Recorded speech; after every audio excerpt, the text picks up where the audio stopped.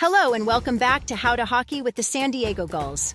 This week we are continuing our coverage of penalties by focusing on majors and misconducts. Let's get started with the major penalties. There are quite a few major penalties, but none are as frequent as fighting. Despite being a fan favorite spectacle at hockey games, they are not without controversy. As more and more research is done with the lasting impacts of head injuries, some fans are calling for fighting to be removed completely. In fact, the Quebec Major Junior Hockey League just banned fighting altogether. However, there are a large part of fans and players that want to keep this in the game as a way for players to manage themselves. Other than boxing and MMA, hockey is the only sport that technically allows this act.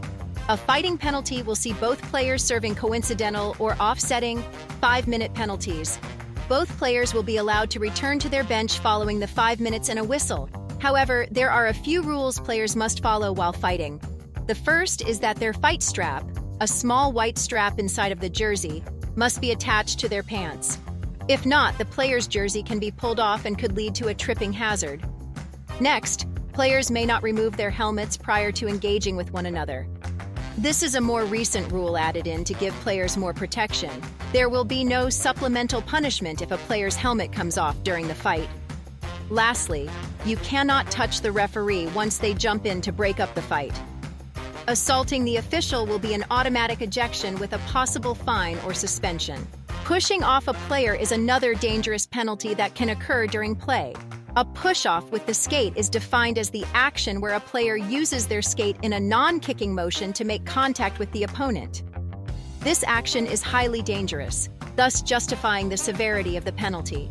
This greatly increases the chance for injury due to the sharpness of the skates.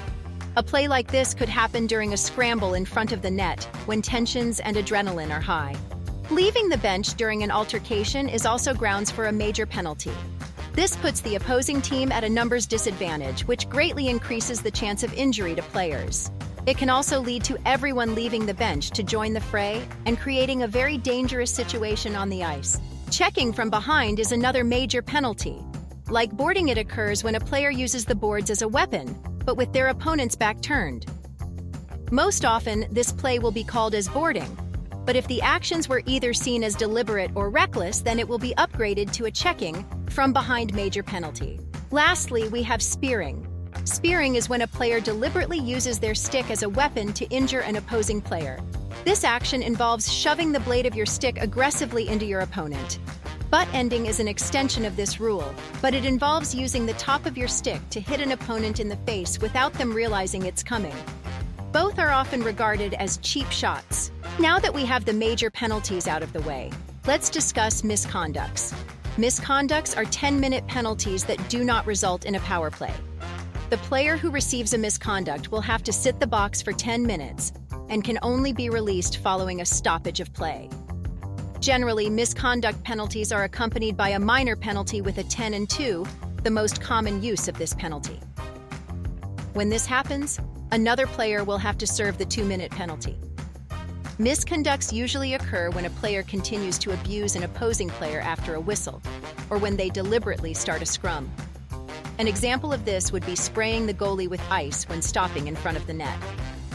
Other qualifiers for a misconduct penalty include continuing a fight after it has ended, instigating a fight, throwing equipment onto the ice, and verbally abusing an official.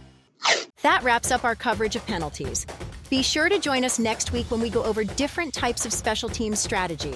Go Gulls!